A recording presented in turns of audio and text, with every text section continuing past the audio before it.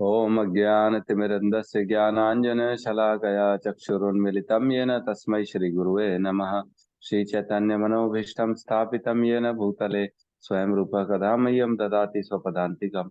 वन्देऽहं श्रीगुरु श्रीयुतपदकमलं श्रीगुरुन् वैष्णवंश्च श्रीरूपं सागरजातं सहगण रघुनाथान्वितं तं सजीवं साद्वैतं सावधूतं परिजनसहितं कृष्णचैतन्यदेवं श्रीराधाकृष्णपादान् सहगण ललिता श्रीविशाखान्वितांश्च।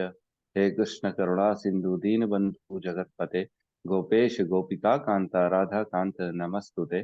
तप्त कांचन गौरांगी राधे वृंदावनेश्वरी वृषभानुसुते देवी प्रणमामि हरि प्रिये। वाञ्छाकल्पतरुभ्यश्च कृपा सिन्धुभ्य एव च पतितानां पावनेभ्यो वैष्णवेभ्यो नमो नमः। नमो विष्णुपादाय कृष्णपृष्ठाय भूतले श्रीमते भक्तिवेदांत स्वामी इति नामिने। नमस्ते सरस्वते देवे गौरवाणी प्रचारिणे निर्विशेष शून्यवादी पाश्चात्य देश तारिणे। जय श्री कृष्ण चैतन्य प्रभु नित्यानंद श्री अद्वैत गदाधर श्रीवासादि गौर भक्त वृंद। हरे कृष्णा कृष्णा कृष्णा हरे हरे, हरे राम राम राम हरे हरे। हरे कृष्णा। तो मैंने कल एक आप लोगों को श्रीमद् भागवतम का श्लोक बताया था, जिसको हमको आज रिसाइट करना है। 11.12.22, 23 और 24। तो किसने किसने किया है?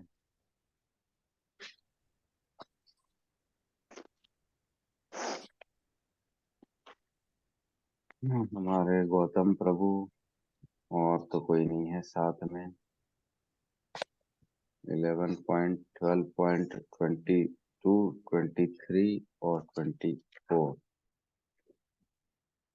Very good. होनहार स्टूडेंट्स हैं हमारे, जो शुरू से मालूम रहता है कितने कॉन्फिडेंट है, करेंगे नहीं, उनको मालूम था। ठीक है। पढ़ते तो और अच्छा रहता, इजी हो जाता, कोई बात नहीं। ठीक है, हम ही करा देते हैं। ठीक है। तो श्रीमद् भागवतम में 11वां स्कंद, 12वां अध्याय, श्लोक क्रमांक 22 और 23 है ना। ये एक्चुअल में ना उद्धव को भगवान जब ज्ञान देते हैं ना, वो वाला है। तो मेरे ख्याल से ये जो उद्धव गीता है ना, उसी का पार्ट है ये, है ना। उद्धव को उपदेश देते हैं, सारी जो है ना भगवान उसको ज्ञान देते हैं, उसी का पार्ट है ये। तो इसमें जो है ना बहुत अच्छी चीजें लिखी हैं, मैं आपको बताना चाह रहा हूँ, है ना। 22 23 ये दोनों एक साथ हैं, तो इनका मैं अनुवाद पढ़ रहा हूँ। ठीक है। इस भौतिक संसार रूपी वृक्ष के दो बीज, सैकड़ों जड़े, तीन निचले तने तथा पांच ऊपरी तने हैं। ठीक है। यह पांच प्रकार के रस उत्पन्न करता है। इसमें 11 शाखाएं हैं। दो पक्षियों ने एक घोंसला बना रखा है। यह वृक्ष तीन प्रकार की छालों से ढका है। यह दो फल उत्पन्न करता है और सूर्य तक फैला हुआ है ना। ये तो चलो एक उपमा दी गई है, इसके गहराई में जाएंगे तो और समझ में आएगा। आगे सुनिए अच्छे से। जो लोग भौतिक भोग भोगने के इच्छुक हैं और पारिवारिक जीवन में लगे हैं, वे वृक्ष के एक फल का भोग करते हैं और दूसरे फल का भोग संन्यास आश्रम में हंस सदृश व्यक्ति करते हैं। मतलब इसमें जो दो फल है ना, एक फल जो हो गया भौतिक संसार की भोग वृत्ति वाला फल हो गया, और एक आध्यात्मिक जगत की जो है ना भगवान की उपासना वाला फल हो गया। दो फल हो गए। तो भौतिक फल जो है ना भोगी जो होते हैं, भोगी लोग वो ग्रहण करते हैं, और जो जो संन्यास ले लेते हैं या अध्यात्म में जुड़ जाते हैं, वो दूसरा फल को भोगते हैं। जो व्यक्ति प्रामाणिक गुरु की सहायता से इस वृक्ष का एक परम सत्य की शक्ति की अभिव्यक्ति के रूप में अनेक रूपों से प्रकट हुआ समझ लेता है, वही वैदिक साहित्य का असली अर्थ को जानता है। तो इसमें पूरा तात्पर्य पढ़ेंगे तो समझ में आएगा कि किस प्रकार हमको आध्यात्म में जुड़ना है। ठीक है।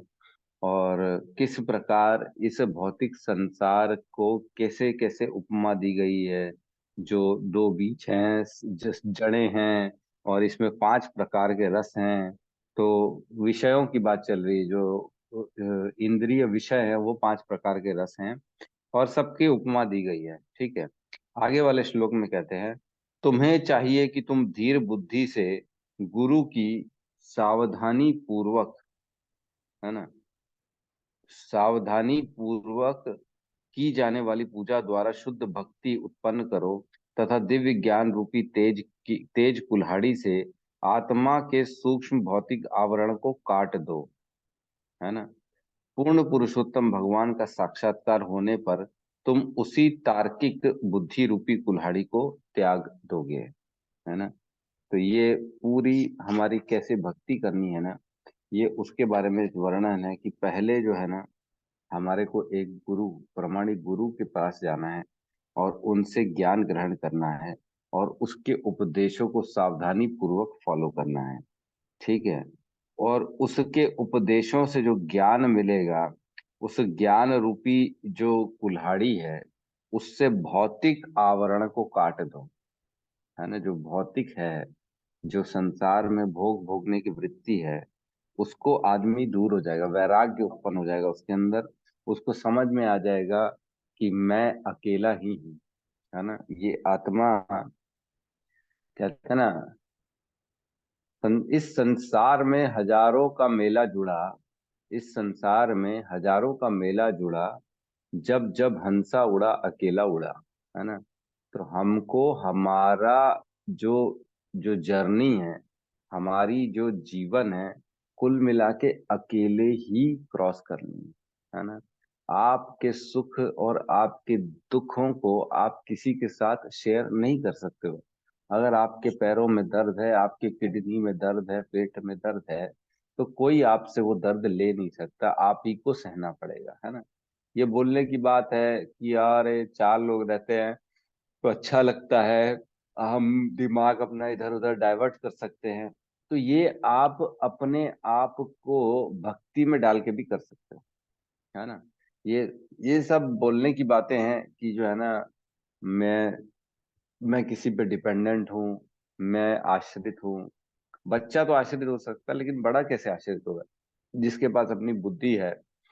अगर हम कृष्ण के पूर्ण रूप से आश्रय ले लेते हैं, तो फिर हमको किसी का आश्रय लेने की जरूरत नहीं है ना। तो ऐसी बहुत सी कथाएं आती हैं।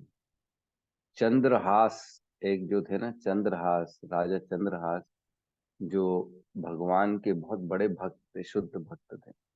उनके जीवन का जब आप वर्णन सुनेंगे, तो आपको समझ में आएगा कि भगवान किस प्रकार अपने आश्रितों का कल्याण करते हैं, पग पग में उनका साथ देते हैं।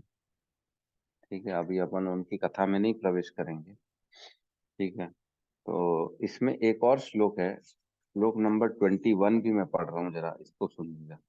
जिस प्रकार बुना हुआ वस्त्र ताने बाने पर आधारित रहता है, उसी तरह संपूर्ण ब्रह्मांड लंबाई तथा चौड़ाई में पूर्ण पुरुषोत्तम भगवान की शक्ति पर फैला हुआ है और उन्हीं के भीतर स्थित है।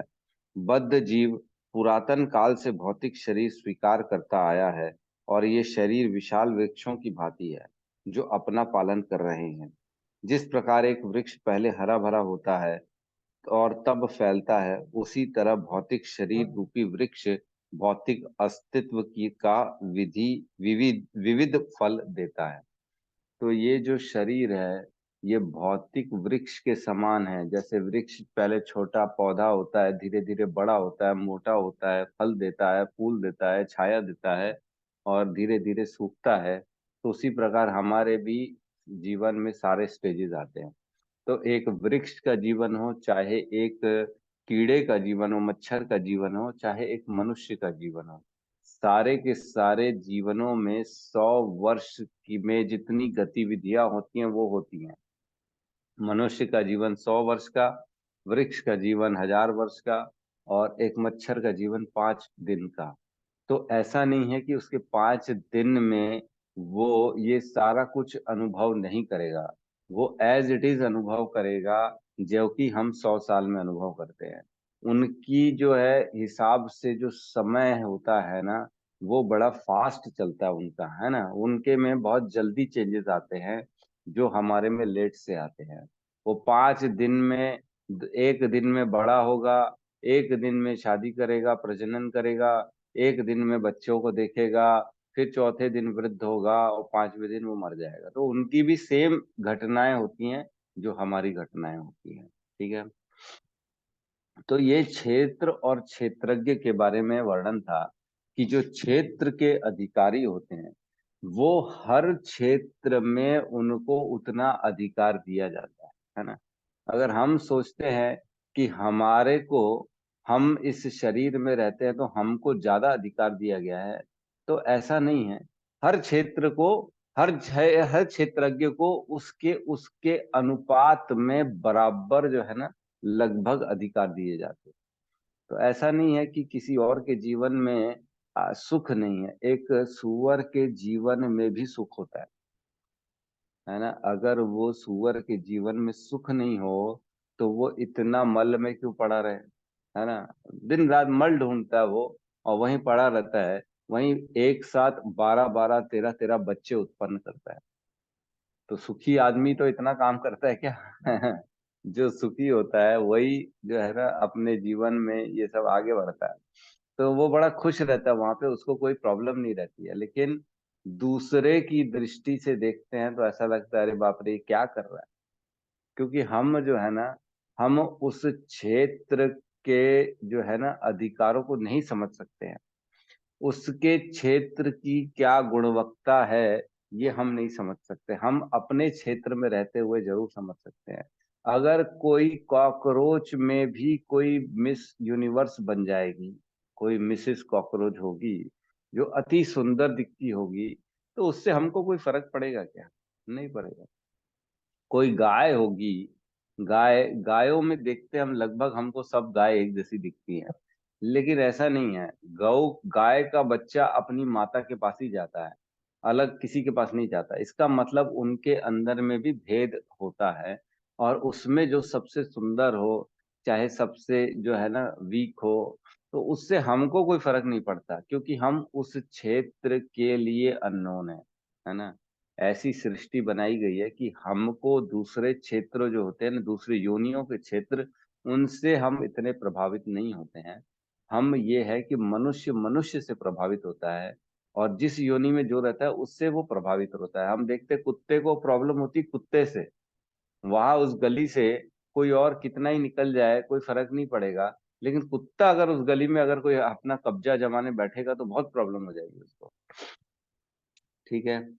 तो हमने क्षेत्र और क्षेत्रज्ञ के बारे में कल चर्चा की थी। क्षेत्र और क्षेत्रज्ञ, ज्ञान, ज्ञान भी हल्का कल हमने पढ़ा था। तो बेसिकली ज्ञान क्या है कौन बताएगा? कल का थोड़ा सा एक रिवीजन कर लेते हैं। 4 पॉइंट्स हमने बताए थे जिसको ज्ञान भगवान ने कहा है, या हमारे आचार्य जो है ना शील प्रभुपाद ने 4 चीजों को ज्ञान कहा है। कल मैंने पॉइंट वाइज लिखाया था। तो क्या है ज्ञान?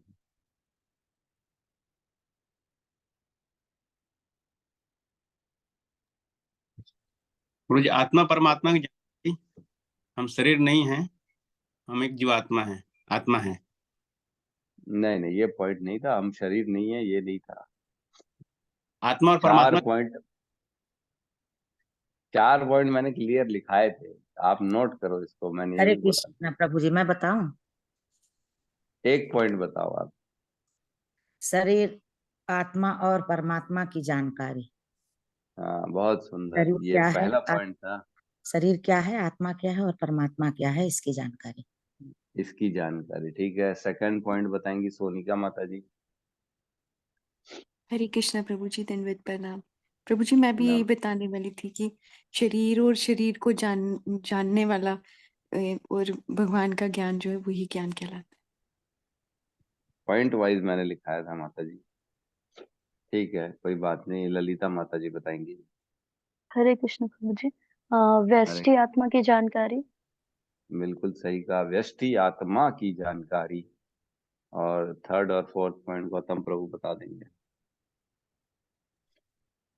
प्रभु जी, परमात्मा की जानकारी। और आत्मा और परमात्मा दोनों साथ है पर दोनों भिन्न है एक दोनों दूसरे से। भिन्न है, बिल्कुल ये 4 पॉइंट आप सबको लिख लेने चाहिए, जो कि इस भगवत गीता के तात्पर्य में हमारे संस्थापक आचार्य प्रभुपाद ने बताया है कि इन 4 चीजों को ही ज्ञान कहते हैं। है ना, फिर से रिपीट कर रहा हूँ, शरीर, आत्मा और परमात्मा की जानकारी। एक्चुअल में ये जानकारी नहीं है, ये जो हमारा शरीर बनता है ना, इनमें ये तीनों रहते हैं। है ना, एक तो शरीर मतलब प्रकृति हो गया, है ना, जो पंच तत्व से बनता है, और परमात्मा और आत्मा, इन तीनों का जो मिल के एक शरीर बना है, और ये जो चल रहा है इसका कॉन्स्टिट्यूशन, इसका मिश्रण, और एक के तीनों कैसे एक साथ रहते हैं इसमें, इसकी जानकारी को ज्ञान कहते हैं। एक होता है व्यष्टि आत्मा, केवल आत्मा की जानकारी, की आत्मा का सोर्स क्या है, कहाँ से आत्मा आई है, उसको कौन नियंत्रण कर रहा है, उसका उद्देश्य क्या है, इसकी जानकारी। और तीसरा परमात्मा की जानकारी, की किस प्रकार सबसे ऊपर परमात्मा है जो इस शरीर को भी चला रहे हैं, इस आत्मा को भी जो है ना उत्पन्न करने वाले परमात्मा हैं, और सारे कर्म भी परमात्मा के द्वारा इस शरीर को मिल रहे हैं, जो कर्मों के आधार पे वो जो उसको भोगना है वो प्रदान कर रहे हैं परमात्मा प्रकृति के द्वारा। इसकी जानकारी को ज्ञान कहते हैं।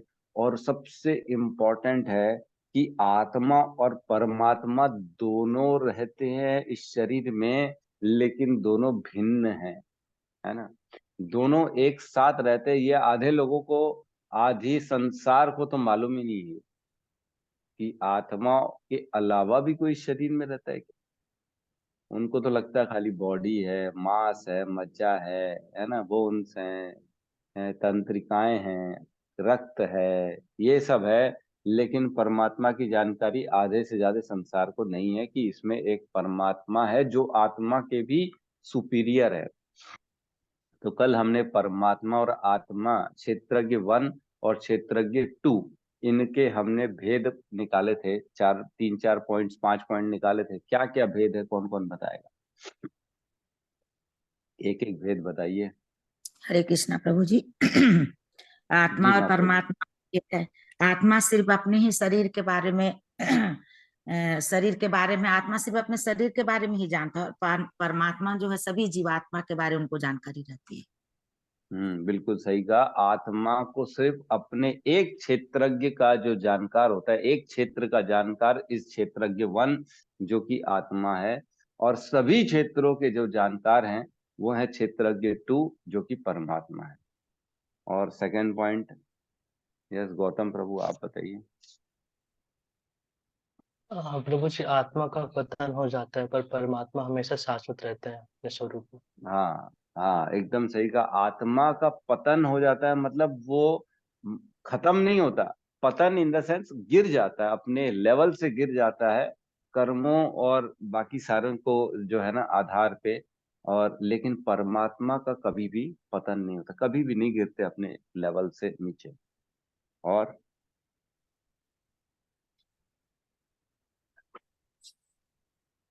सोनिका माता जी बताइए। हरे कृष्णा प्रभु जी। प्रभु जी, जो आत्मा है वो डिपेंडेंट है भगवान पे, लेकिन भगवान हम्म इंडिपेंडेंट है।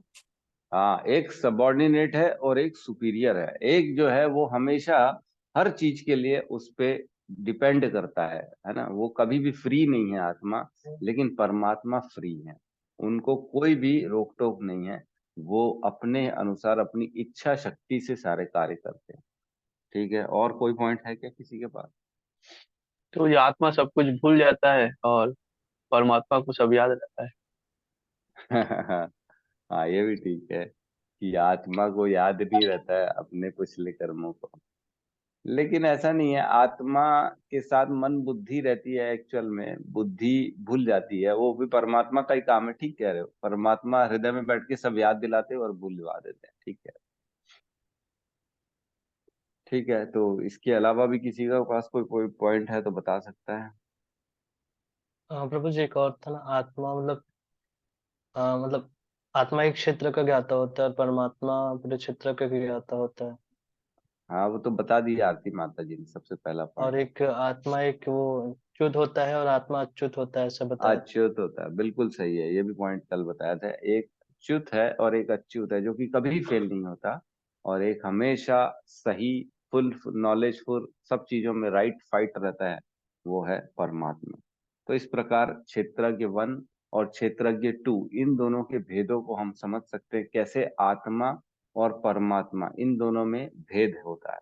लेकिन लोग समझ ही नहीं पाते कि हमारे शरीर में आत्मा के साथ साथ परमात्मा भी है। उपदृष्टा अनुमंता च भर्ता भोक्ता महेश्वर, जो है ना, उसमें बताते हैं कि उपदृष्टा भगवान आत्मा के रूप में हर चीज को देखते हैं और उसके बाद उसमें निर्णय लेते हैं। 15.15 है ना, इसको एक बार खोलेंगे। 15.15 नहीं, 15.15 नहीं, 15.16 खोलेंगे, है ना। जीव दो प्रकार के होते हैं, च्युत तथा अच्युत। भौतिक जगत में प्रत्येक जीव अच्युत क्षर होता है और आध्यात्मिक जगत में प्रत्येक जीव अच्युत हो जाता है। तो च्युत और अच्युत जो हमने पढ़ा, वो आत्मा जब तक इस संसार में रहती है तब तक वो च्युत रहती है, हर चीजों में उसके पास जो होता है ना, शर खत्म होने वाली रहती है। लेकिन जैसे ही वह आत्मा आध्यात्मिक जगत में चली जाती है तो वो अच्युत हो जाती है, मतलब अक्षर हो जाती है। वो कभी भी उसका कोई भी हास नहीं होता, किसी भी प्रकार का पतन उसके साथ नहीं होता। और 15.17 में कहते हैं, इन दोनों के अतिरिक्त एक परम पुरुष परमात्मा है जो साक्षात अविनाशी भगवान है और जो तीनों लोकों में प्रवेश करके उनका पालन कर रहा है। तो इन दोनों के अलावा, दो के अलावा, एक के अलावा नहीं, आत्मा जो एक च्युत है और एक जो अच्युत है ना। तो ऐसा नहीं है, जो परमात्मा जो जो भी आध्यात्मिक जगत में चले जाते हैं उनकी सारी क्वालिटीज बदल जाती हैं, वो सेम भगवान जैसे हो जाते हैं, लेकिन इनके अलावा भगवान अलग ही रहते हैं, है ना।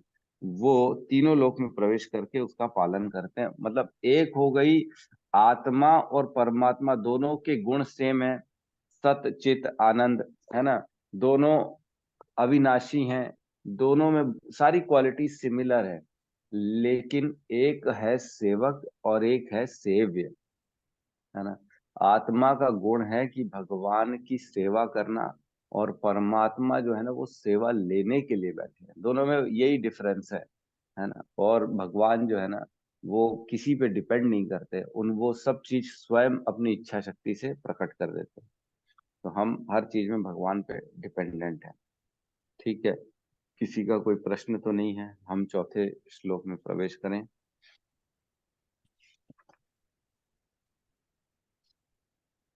चौथे श्लोक में प्रवेश करते हैं हम, साथ में दोहराएंगे 13.4।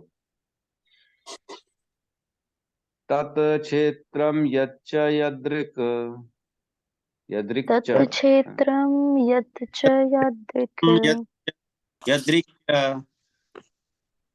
यद विकारी यतश्च यत, यद्विकारि यतश्च यत् स च यो यत् प्रभावश्च, स च यो यो यत् यत् प्रभावश्च प्रभावश्च तत्समासेन मे शृणु। तत्समासेन मे शृणु। कौन पढ़ाना चाहेगा? मैं करता हूँ प्रभु जी। हम्म। तत्क्षेत्रम यत् च यादृक् च तत्क्षेत्रं यदृक् यद्विकारि यद विकारी यतः च यतः स च यत् प्रभावश्च स च यो यत् प्रभावश्च तत्समासेन मे शृणु। तत्समासेन मे शृणु। और कोई? हाँ मैं करता प्रभु। तत्क्षेत्र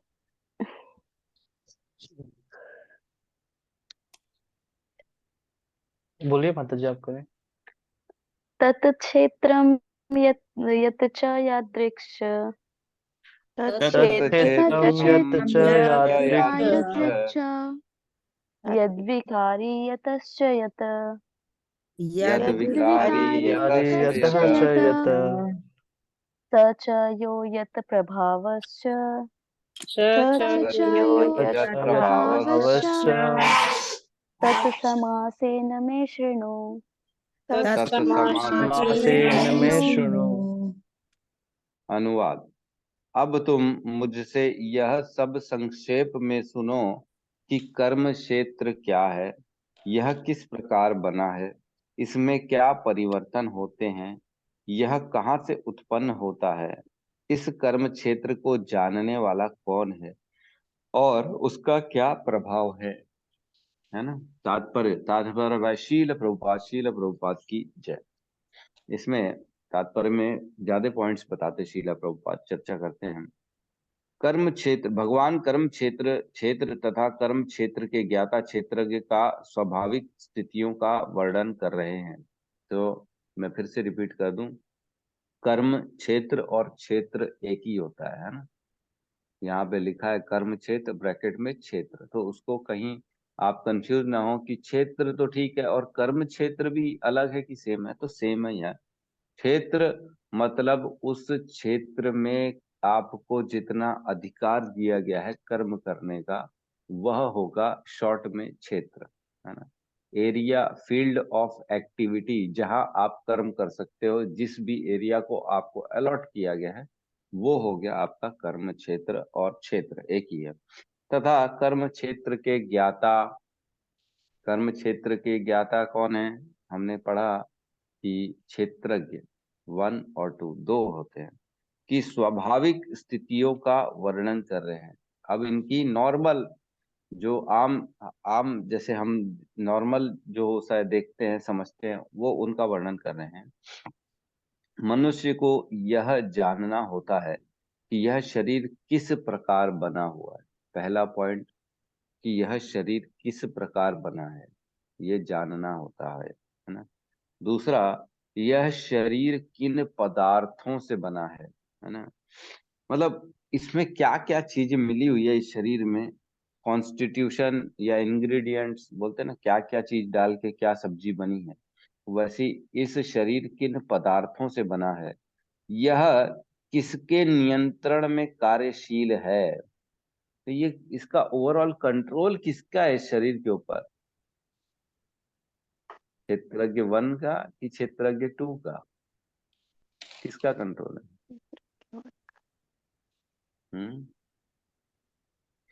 कौन बताएगा? क्षेत्रज्ञ का होना चाहिए प्रभु जी। क्षेत्रज्ञ तो ठीक है, लेकिन क्षेत्रज्ञ 1 की 2, परमात्मा की आत्मा, परमात्मा। तो क्या आत्मा का कंट्रोल नहीं है?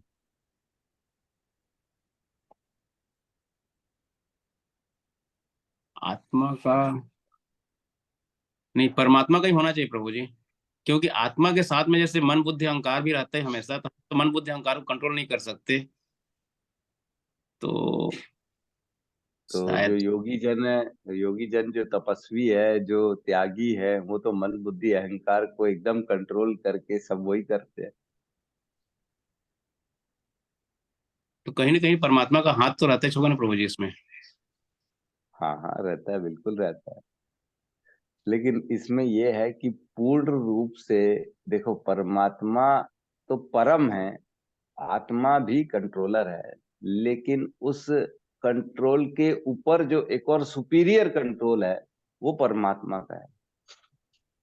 देखो, जब तक आपको शरीर दिया गया है, अब उसके बाद पूरी भगवत गीता सुनाने के बाद भी अर्जुन को बोलते हैं भगवान की यथा इच्छासी तथा कुरु, मतलब जो तुम्हारी इच्छा है वो करो। ऐसा नहीं है कि भगवान कंट्रोल कर रहे किसी को उसके कार्यों के ऊपर।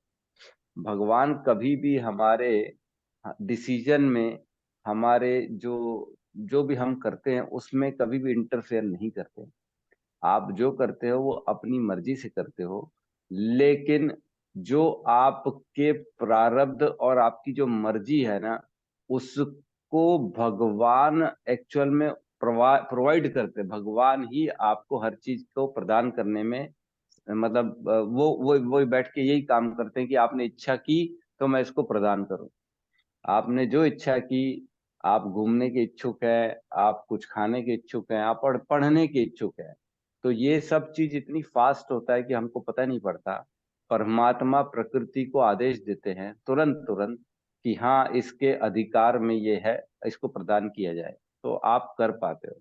आपने इच्छा की मैं छलांग लगाऊं, है ना, सपोज करो, तो आप ही छलांग लगाओगे, है ना। उसमें परमात्मा आपको कंट्रोल में नहीं करेंगे, आपको क्या मतलब उनका। आप छलांग लगाओ, चाहे आप पानी में नहाओ, चाहे आप जो है ना कुछ और करो, कपड़े पहनो, आपकी मर्जी से पहनो, वो भगवान उसमें कोई इंटरफेयर नहीं करते। लेकिन आप जो भी इच्छा करते हो ना, उसकी व्यवस्था भगवान प्रकृति के द्वारा करवा देते हैं। अगर हमारे पास अकाउंट में बैलेंस है तो हम जो इच्छा करते हैं ना, भगवान फटाफट फटाफट उसको एनकैश करते जाते हैं। पुण्य चेक किया, हाँ है प्रदान करो, हाँ है प्रदान करो, हाँ है प्रदान करो। तो ये सब क्या होता है, हमारे आत्मा कंट्रोल करती है इस शरीर को, ऐसा नहीं है। प्रयास करते हैं ना, भगवान कहते हैं ना, प्रयास जो करेगा वही मुझ तक पहुंच पाएगा। तो अगर आप प्रयास ही नहीं करोगे, आप अगर ये सोचेंगे कि सब चीज तो भगवान का है, तो ऐसा नहीं।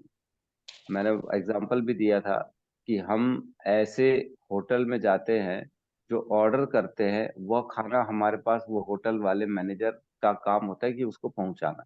तो कृष्ण जो है वो होटल के मैनेजर है। जो भी हमने ऑर्डर किया है, जो विगत कर्मों के द्वारा हमने जो ऑर्डर किया हुआ है, जो पिछले जन्म में काम किया, ऑर्डर करके रखा था, अब इस जन्म में वही हमको मिलेगा। अब हम ये नहीं बोल सकते कि अरे मेरे साथ तो गलत हो रहा है, मेरे साथ तो ऐसा नहीं होना चाहिए, उसका देखो ना प्रभु जी, उसको तो सब कुछ अच्छा अच्छा मिल रहा है, मेरे को सब गंदा गंदा मिल रहा है, ऐसा क्यों, हम क्यों फेल हो रहे हैं, हम भी तो पढ़ रहे हैं। अरे तो आपके कर्मों में, आपके कर्मों के आधार पे जो बैलेंस होगा वही तो मिलेगा आपको। तो कृष्णा जो है ना सिर्फ उनको प्रोवाइड करते हैं, और कृष्णा हर चीज के प्रोवाइडर है, इसलिए वो कंट्रोल करते हैं हर चीज को, इवन शरीर को भी। जब वो देखते हैं कि अब इसका जो है ना शरीर के ऊपर अब इसका बल खत्म करना है, या इसको अब शारीरिक दुख प्रदान करना है, तो वो शरीर से हमारा कंट्रोल खत्म करा देते हैं, है ना। कई लोग बेचारे 10-10 साल बेड पे पड़े रहते, चल नहीं पा रहे, क्यों? क्योंकि अब उनका शरीर उनका साथ नहीं दे रहा है। क्यों साथ नहीं दे रहा है? क्योंकि कृष्णा ने ऑर्डर किया है उस शरीर को, अब इसका साथ छोड़ दो, तो शरीर साथ छोड़ देता है ना। तो जब कृष्णा क्यों ऑर्डर करते हैं? क्योंकि हमारे कर्मों के आधार पे वो ऑर्डर करते हैं। अब भाई इसका समय आ गया, इसके पास जितना पुण्य था हमने इसको प्रदान कर दिया, अब इसको दुख का समय आ गया, इसको दुख भी प्रदान करना पड़ेगा।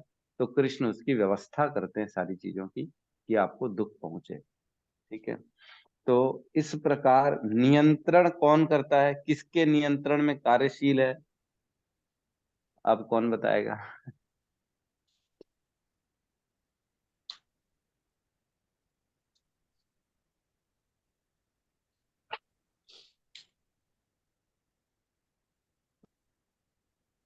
कोई तो बता दो। सोनिका माता जी, यस बताइए माता जी। प्रभु जी हमारे कर्मों के अधीन हो गया सब। हाँ, कर्मों के अधीन तो हो गया, जो हमको सुख और दुख मिल रहे हैं, लेकिन इस जीवन में आप नए कर्म भी बना रहे हो, है ना। जो आप अभी कर्म कर रहे हो, भगवत गीता की क्लास में आ रहे हो, ये तो आपने नया कर्म बना दिया ना। तो ये आपके कर्मों के आधार पे नहीं है, ये आपकी इच्छा के आधार पे। तो जो आत्मा होती है ना, उसका नियंत्रण रहता है इस शरीर में, और अल्टीमेट कंट्रोल होता है परमात्मा, है ना। जैसे ड्राइवर को चाबी दी जाती है गाड़ी की, है ना। गाड़ी के ड्राइवर को हमने अपनी गाड़ी की, कार की चाबी दी, ले 1 घंटा घूम के आ जा, है ना। तो वो घूमता है 1 घंटा, लेकिन 1 घंटे के बाद उसको वापस आना होता है, अदरवाइज क्या होगा, प्रॉब्लम हो जाएगी। अदरवाइज वो बॉस जो है ना, वो आदमी भेज के गाड़ी उठवा लेगा। तो वैसे ही है, ये गाड़ी हमको, ये शरीर मिला हुआ भगवान के द्वारा, भगवान ने इसकी चाबी हमको दी है फिलहाल कुछ समय के लिए, और इसमें डीजल पेट्रोल सब भगवान जो है ना भरवाते हैं। डेली हम रात को थक हार के सो जाते हैं, फिर से सवेरे देखते हैं तो वाह, फिर से फुल एनर्जी हो गई। ऐसी कोई गाड़ी में होता है क्या, दिन भर पेट्रोल चलाया, रात में खत्म किए पेट्रोल, रात को घर के बाहर गाड़ी रख दिए, फिर सुबह फुल टंकी हो जाए? ऐसा कभी नहीं होता। लेकिन हमारा शरीर ऐसा ही है, डेली रात को फुल टंकी हो जाती है। भगवान उस गाड़ी का डेली पेट्रोल रिफिल कर देते हैं। तो अल्टीमेट कंट्रोलर भगवान है। अगर नहीं फिल करेंगे तो क्या होगा, फिर हमारा शरीर बेकार हो जाएगा धीरे धीरे। ठीक है। और चौथा पॉइंट है, इसमें किस प्रकार परिवर्तन होता है? किस प्रकार परिवर्तन हो रहा है? परिवर्तन हो रहा है ना, हम तो देख रहे हैं। बचपन का शरीर अलग, आज का शरीर अलग, परिवर्तन ही तो हो गया। कैसे हो गया, क्या हो गया, किस प्रकार परिवर्तन होता है? और आगे सेकंड पॉइंट है, उसके बाद का पांचवा पॉइंट, यह परिवर्तन कहाँ से आते हैं? बड़ा मूल जो है ना, बड़े एकदम फंडामेंटल क्वेश्चन है। मालूम तो है हमको H2O से पानी बनता है, लेकिन H2O से पानी कैसे बनता है? क्या हम बना सकते हैं? दो हाइड्रोजन लिए और एक ऑक्सीजन लिए बना दिए हवा में पानी? नहीं बना सकते, बिल्कुल नहीं बना सकते। कैसे हो रहा है ये नहीं मालूम, लेकिन ये ऐसा है ये मालूम है, हम देख सकते हैं कि ऐसा है ना? किस किस प्रकार ये परिवर्तन कहाँ से आता है? वे कारण कौन से हैं, है ना? वो कौन सा कारण है जो इस परिवर्तन को दिखाता है हमको और वास्तविकता में होने देता है? वो कौन सा कारण है? और सातवां पॉइंट है, आत्मा का चरम लक्ष्य क्या है? ओवरऑल गंतव्य क्या है, ये बहुत जरूरी है। अथतो ब्रह्म जिज्ञासा, ब्रह्म की जिज्ञासा करना अनिवार्य है। ये है क्या, ओवरऑल शरीर का उद्देश्य क्या है ना? कहते हैं ना हमारे जो है ना प्रहलाद महाराज, अपना कौमरम आचरित प्रज्ञा धर्मान भागवत नीह, सुदुर्लभ मनुष्य तन मनुष्य जन्म, तदपि ध्रुवम अर्थदम। मतलब इस मनुष्य जीवन को बचपन से भक्ति में, धर्म के कार्यों में लगाना चाहिए, है ना? अन्यथा ये तो बहुत दुर्लभ मनुष्य जन्म होता है और बहुत छोटा है, कभी भी खत्म हो जाएगा। लेकिन खत्म होने के पहले इसका जो उद्देश्य है उसकी प्राप्ति की जा सकती है। और वो कैसे की जा सकती है? धर्म और भक्ति के कार्यों के द्वारा की जा सकती है ना? प्रभु प्रहलाद महाराज कहते हैं, है ना? तो आत्मा का चरम लक्ष्य क्या है? धर्म और भक्ति, ये आत्मा का चरम लक्ष्य। तथा आत्मा का वास्तविक स्वरूप क्या है ना? वास्तविक स्वरूप क्या है? भगवान आत्मा तो हम समझ लिए कि बाल शत अग्रभागस्य शतदा कल्पितस्य च, मतलब बाल के अग्रभाग का 10,000वां हिस्सा एक आत्मा का साइज है। ये तो हम समझ गए, लेकिन उसका स्वरूप क्या है ना? ये तो साइज हो गया, उसका ओवरऑल क्वालिटीज, उसका गुण, उसका उसमें क्या कमियां, उसके क्या चीजें हैं, ये हमको नहीं मालूम है। स्वरूप क्या है ये नहीं मालूम। मनुष्य को आत्मा तथा परमात्मा, उनके विभिन्न प्रभावों, उनकी शक्तियों आदि के अंतर को भी जानना चाहिए। तो 9 पॉइंट्स इस तात्पर्य में बताए गए हैं कि क्या क्या हमारे को जानना चाहिए। भगवान अब इन टॉपिकों के बारे में आगे चर्चाएं करेंगे, ताकि ये सारे हमारे जो कंसेप्ट हैं, दिमाग में जो गंदा भूसा भरा हुआ है, जो गोबर भरा हुआ है, उसको भगवान एकदम धोबी पछाड़ मार मार के साफ करके एकदम कंसेप्ट क्लियर कर देंगे। ये सारे के सारे कि इनको समझो बेटा, यही आपको आगे आने वाले समय में काम देने वाला है ना? मनुष्य को, लास्ट पॉइंट, आत्मा तथा परमात्मा, उनके विभिन्न प्रभावों और उनकी शक्तियों आदि के अंतर को जानना है ना? मतलब आत्मा परमात्मा के प्रभाव और उनकी शक्तियां, आत्मा की क्या शक्तियां हैं, क्या प्रभाव है, और परमात्मा की क्या शक्तियां हैं, क्या प्रभाव है, इनके अंतर को समझना, है ना? जैसे अभी हम समझ नहीं पा रहे हैं कि आत्मा का क्या काम होता है, परमात्मा का क्या काम होता है, शरीर में कौन कैसे नियंत्रण करता है ये नहीं मालूम। लेकिन जब तक आत्मा नहीं हो तब तक चेतना नहीं होती है है ना, ये भी हमने पढ़ा है। आत्मा ही जहां जाती है उसको क्रियाशील बनाती है। तो आत्मा इस बॉडी को क्रियाशील बना रही है कि परमात्मा? तो इन प्रभावों को और इनके अंतर को समझना ही हमारे को इस अध्याय में, ठीक है। तो है तो बड़ा मुश्किल, लेकिन जितना बताया है हमारे को हमारे गुरुओं ने, आचार्यों ने, हम पढ़ेंगे और कोशिश करेंगे समझने की कि किस प्रकार ये 9 पॉइंट्स, 9 पॉइंट मैं फिर से रिपीट कर रहा हूँ, आप चाहो तो उसमें लिख सकते हो। पहला, यह शरीर किस प्रकार बना है। दूसरा, शरीर किन पदार्थों से बना है। तीसरा, शरीर किसके नियंत्रण में है, कार्यशील करता है ना। और चौथा, कैसे इसमें किस प्रकार परिवर्तन होते हैं। पांचवा, परिवर्तन कहाँ से आते हैं। और छठवा, इसके कारण कौन से हैं। और सातवां, आत्मा का चरम लक्ष्य क्या है। आठवां, आत्मा का वास्तविक स्वरूप क्या है। और नौवां जो कि लास्ट है, उसमें आत्मा परमात्मा के प्रभावों और शक्तियों के अंतर को जानना, है ना। ये सारी चीजों की जानकारी आगे भगवान देंगे हमारे, ठीक है। आगे बढ़ते हैं। यदि वह भगवान द्वारा दिए गए वर्णन के आधार पर भगवत गीता समझ ले तो ये सारी बातें स्पष्ट हो जाएंगी, लेकिन उसे ध्यान रखना होगा कि प्रत्येक शरीर में वास करने वाला परमात्मा को जीव का स्वरूप न मान बैठे। ऐसा तो सक्षम पुरुष तथा असक्षम पुरुष को एक समान बताने जैसा है। तो जो परमात्मा को और जीव में अंतर नहीं मानता, उसकी नजर में इंटेलिजेंट आदमी और बेवकूफ आदमी दोनों सेम है ना।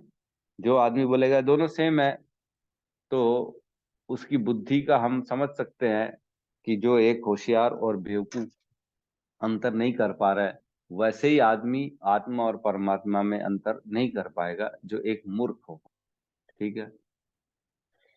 तो किसी का कोई प्रश्न है तो हम ले सकते हैं।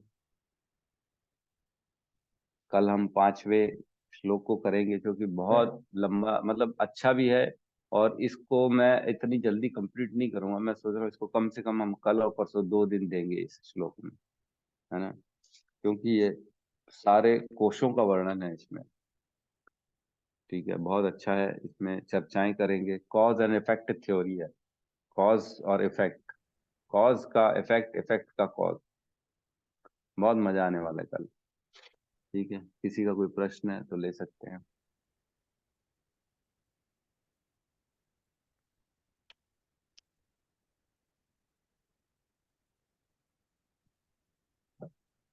किसी का हरे कोई कृष्ण प्रश्न प्रभु नहीं है? जी, दंडवत प्रणाम। जन्म प्रभु जन्म जी, माता। प्रभु जी, अभी आपने बताया कि हम इच्छा करते हैं तो भगवान व्यवस्था करते हैं, प्लस हम्म। हमारा बैलेंस ही नहीं तो हमारे लिए व्यवस्था नहीं कर पा रहे ना भगवान। हमें वृंदावन हम्म। जाना है, तो फिर हम्म। क्या बोले। बस इच्छा करो, भगवान से प्रार्थना करो, भक्ति करो, और क्या। हो कर तो रहे प्रभु जी, पर नहीं हो पा रहा है। इच्छा तो बहुत कर रहे, भक्ति भी कर रहे, चाह जाने की भी इच्छा बहुत है। मायापुर हम्म। गंगा, मायापुर गंगा सागर और वृंदावन, 3 का तो बहुत इच्छा है कम से कम, लेकिन थोड़ा अभी पैरों में दर्द दर्द तो बर्दाश्त होता था, नसें भी वीक हो गई ना, उठने में थोड़ा तकलीफ होता है, इसके लिए हम्म। सोच नहीं पा रहे। तो फिर देखिए वो आप कहाँ इच्छा, भगवान कृपा कर रहे हैं मेरे ऊपर। देखिए ऐसा है कि अगर आप ऐसा सोच रही हैं कि खाली वृंदावन जाने से आपके ऊपर कृपा हो रही है, तो ये गलत है। आपके पास नहीं घर प्रभु जी, बैठे बैठे इच्छा कृपा हो कृपा रही है। जाने के लिए, जाने के लिए। तो वो जाएंगे तो आप, है। समय सही आएगा, जब सही समय आएगा तब जाएंगे। हो सकता है अभी आप इसलिए नहीं जा पा रहे हो कि अभी बहुत ज्यादा भीड़ भाड़ होगी, आपको प्रॉब्लम हो सकती है, इसलिए आपको भगवान बोल रहे हैं नहीं आप आराम से आना, जब भीड़ भाड़ नहीं होगी तब आना आप। तो हो सकता है आपका प्रोग्राम आगे चल के बन जाए, कोई बड़ी बात नहीं है। इसमें कभी भी निराश होने की जरूरत नहीं है। यह है कि भगवान के दर्शन की अभिलाषा हमेशा रखनी चाहिए, तो ठीक है। लेकिन जब सही समय आएगा भगवान खुद ही आपको बुला लेंगे, निश्चिंत रहिए आप, उस पर विश्वास रखिए भगवान पे। अभी आपको केदारनाथ का जब दर्शन करा दिया तो फिर वृंदावन की जो है क्या तकलीफ, वहां तो कितनी चढ़ाई है, कितनी तकलीफ है। प्रभु जी जब वो भी इतना मतलब मेरा ऐसा मतलब है कि भगवान बुलाते हैं तभी तो हम मोदी नगर में रहते थे, पहले 2 साल रहे थे, नहीं जा पाए वहां से। वहां पहले मुझे वोमिटिंग का प्रॉब्लम था, मोदी नगर से 3 साढ़े 3 4 घंटा ही रास्ता होगा तब आपने पैदल। इच्छा नहीं की होगी ना, तब आपकी श्रद्धा जी नहीं प्रभु, होगी, आपने जी प्रभु जी, भगवान को इच्छा कभी तो बोला ही नहीं कि मेरे को बुलाओ, आप दर्शन कराओ। जी प्रभु जी, इच्छाएं तो अभी आप लोग के साथ में सब होने लग गई, सब कुछ मालूम पड़ा है। पहले तो कुछ पता भी नहीं था ना प्रभु जी, और वो भी एक हाँ, भगवान की कृपा बहुत बाद में हुई हमारे को, जैसे आप जैसे गुरु मिले, सब लोग मिले, नहीं तो पहले मिलना मांगता था तो सब हो जाता था। और पहले ये रुपेश प्रभु जी का कुछ मालूम नहीं था, सिर्फ हमारे बाजू में एक जन थे, तिरुपति बालाजी गए, वहीं तक जाके आ गए, उसके बाद किधर नहीं गए प्रभु जी। ऐसे घूमने वाले जगह गए पर भगवान की जगह में नहीं जा पाए। अभी इच्छाएं करते हैं पर हो नहीं पा रहा है प्रभु जी। हो जाएंगे, हो जाएंगे, निश्चिंत रहिए आप भगवान पे। देखो, इच्छा और प्रयास दोनों करना है, प्रयास भी करना है आपको। घर में बैठे बैठे खाली बोलेंगे हे प्रभु मेरे को ले चलो, है ना, तो ऐसा नहीं होता।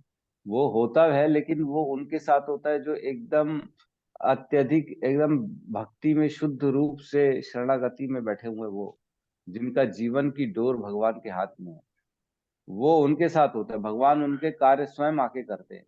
लेकिन हम लोग क्या, थोड़े भौतिकवादी है, हमारे कार्य भगवान स्वयं आके नहीं करेंगे, हमको प्रयास करना पड़ेगा। तो प्रयास और इच्छा दोनों करिए तो आपका काम हो जाएगा, निश्चित तौर पे हो जाएगा।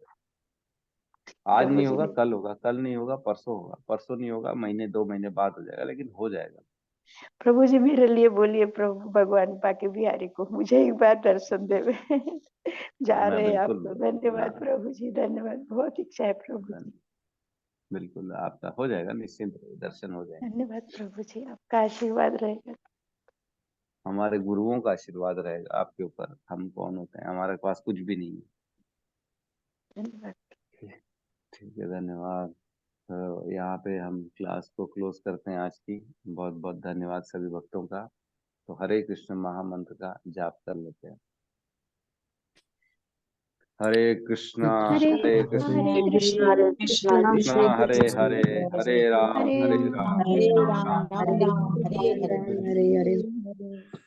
सभी भक्त सभी वृंद की भक्त वृंद की जय। जय जय। जगत जगत गुरु गुरु श्रील शील प्रभुपाद प्रभुपाद की जय। की जय जय। निताई गौर प्रेमानंदे। मंदिर हरि हरि हरि बोल। बोल, हरि हरि बोल। हरि।